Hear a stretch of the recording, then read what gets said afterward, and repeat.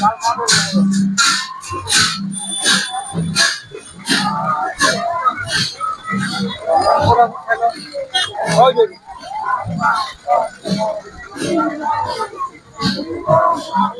ফালৰ পৰা জনালো এই চেনেলৰ জৰিয়তে অসমবাসী ৰাইজক গোটেই বছৰটো এটা ভাল মন ভাল শান্তিত থাকক সেইখিনি কামনা কৰিছো।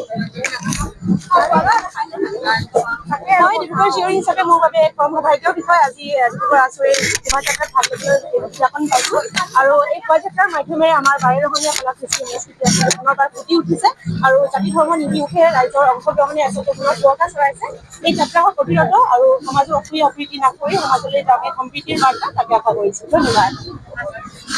ডিব্ৰুগড় আয়োজন কৰা এই বিহুত অংশগ্ৰহণ কৰিছে উপলব্ধ কি পাব?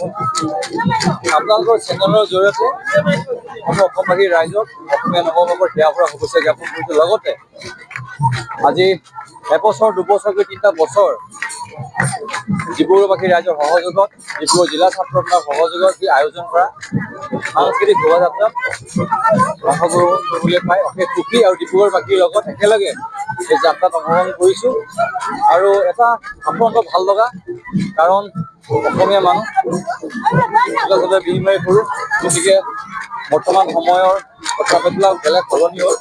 সেই গতিকে এইটো অনুভৱ হৈছে যেন ডিব্ৰুগড়ৰ প্ৰত্যেকৰ ঘৰে ঘৰে আমি নাচি ফুৰিছোঁ, গাই ফুৰিছোঁ, গতিকে সেই অনুভৱটো ক'ব নোৱাৰা। ধন্যবাদ।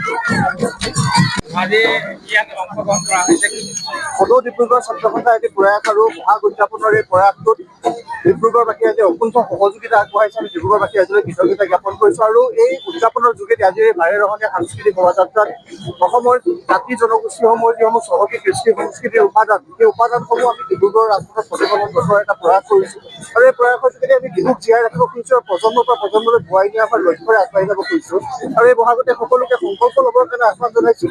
এই বহাগে যাতে আমাক সংকল্প লোৱাৰ এটা সুযোগ দি যায় যে অসমত খিলঞ্জীয়া মানুহৰ প্ৰভুত্ব থাকিব, অসমত খিলঞ্জীয়া অসমীয়া মানুহৰ গপ-গপনি থাকিব। আমি কাৰোৰে ওচৰত আঁঠু কাঢ়ি যাতে কেতিয়াও অধিকাৰ বিচাৰি যাবলৈ কাৰণে এটা পৰিৱেশৰ মাজেৰে অসমীয়া জাতিটোক আগবঢ়াই নিব লাগিব আৰু বিহুৰে সৈতে জড়িত প্ৰতিটো উপাদানক লৈ বিহুক আমি যাতে সকলো সময়তে জীয়াই ৰাখিব পাৰোঁ সেই পৰিকল্পনা আগবাঢ়ি যাবলৈ অসমবাসী ৰাইজৰ অভিভাৱকত্ব আমি এই স্থানৰ পৰা কামনা কৰিছোঁ।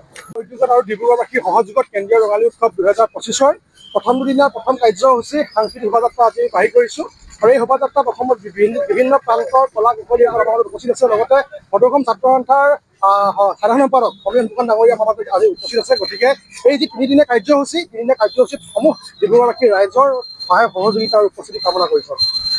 ছাত্ৰ সন্থাৰ উদ্যোগত আমি প্ৰতি বছৰে কেন্দ্ৰীয় ৰঙালী বিহু উৎসৱ আমি আয়োজন কৰি আহিছোঁ আৰু এই বৰ্ষতো আমি সাংস্কৃতিক শোভাযাত্ৰাৰে সকলো দল সংগঠন লগত লৈ আৰু প্ৰতিটো জাতি জনগোষ্ঠীক লগত লৈ কেনে আমি আজি এই মুহূৰ্তত আমি সাংস্কৃতিক শোভাযাত্ৰা বাহিৰ কৰি আছোঁ আৰু এই সাংস্কৃতিক শোভাযাত্ৰা দি আমি কেনে অনাগত দিনত আমি অসমত সকলো প্ৰান্তত যাতে বিয়পাই পেলাব পাৰোঁ, বিহুখন বিশ্বৰ দৰবাৰত যাতে বিহুখন প্ৰতিষ্ঠা কৰিব পাৰোঁ, এনেকৈ আমি এটা উদ্দেশ্য লৈ কেনে আমি প্ৰতি বছৰে কেন্দ্ৰীয় ৰঙালী উৎসৱ আয়োজন কৰি আহিছোঁ আৰু এই তিনিদিনীয়া যি কাৰ্যসূচী হ'ব কেন্দ্ৰীয় ৰঙালী উৎসৱৰ তিনিদিনীয়া কাৰ্যসূচী ডিব্ৰুগড়বাসীৰ প্ৰত্যেকটো ক্ষেত্ৰত আমি সহায় সহযোগিতা কামনা কৰিছোঁ।